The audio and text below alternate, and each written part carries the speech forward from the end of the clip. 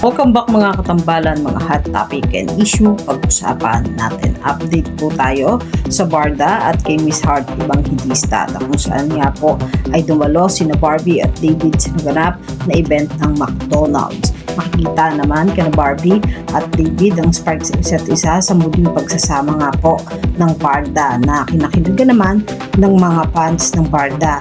At mas lalong umani ng hiyawan ng kumanta nga ang Barda sa stage at nagkaroon pa nga ito ng shorts interview at game na game naman ang Barda sa mga fans nito na nakipag-featurean naman pinagkaguluhan ang Barda nang makita nga muli ang pagsasama nilang dalawa. Samantalang si Heart Evangelista naman po ay napakaganda nga ng dumalo sa event at nakasuot pa nga ito ng outfit ng McDonald's at makikita rin yung tumbler na gamit nitong si Heart na talaga namang punong-puno ng beads at napakaganda rin ng bag nitong si Heart Evangelista na talaga namang very fashionable itong si Heart na talagang game na game din na nakipag-picturean at meron pa nga picture itong si Heart kasama yung bata na kung saan nga ay may hawak pa na teddy bear at talaga namang pinagkaguluhan si Heart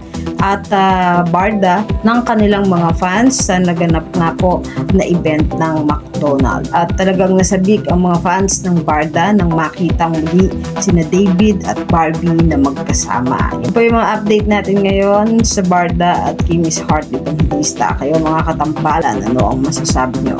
Comment lang sa comment section at pag-usapan natin. Yan ang mga hot topic and issue dito lamang sa Tambalang JK.